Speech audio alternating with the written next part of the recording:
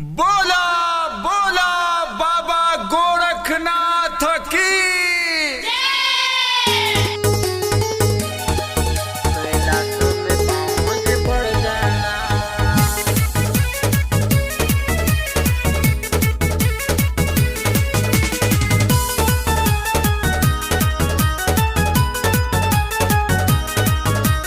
बोलबम किनारा तुझी जयकारा सगरो धाम नगर में बोलबम किनारा तुझी जयकारा सगरो धाम नगर में बोलबम गूंजता घर घर में भोले बाबा के नगर में बोलबम गूंजता घर घर में भोले बाबा के नगर में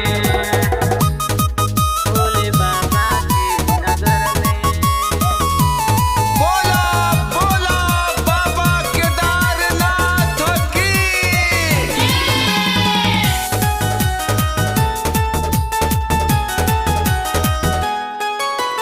चारों फूट गाना बोलबम के सरवन के आवाज गूंजी असही कृपा बनैले रह बाबा के भगतन ध्रुवी चारों फूट गाना बोलबम के सरवन के आवाज गूंजी असही कृपा बनैले रह बाबा के भगतन ध्रुवी नगर चढ़ता जलवा सुख मिलेला के चरण में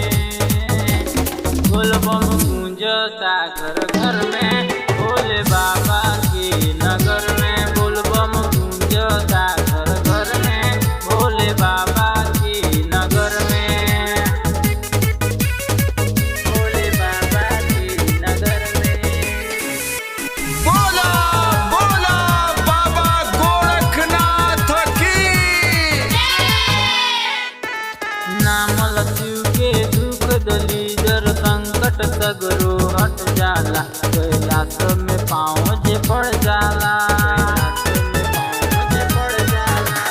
नाम लक्ष्मी के दुख दलीदर संकट सगरो हट जाला कैलाश में पाँव जे पड़ जाला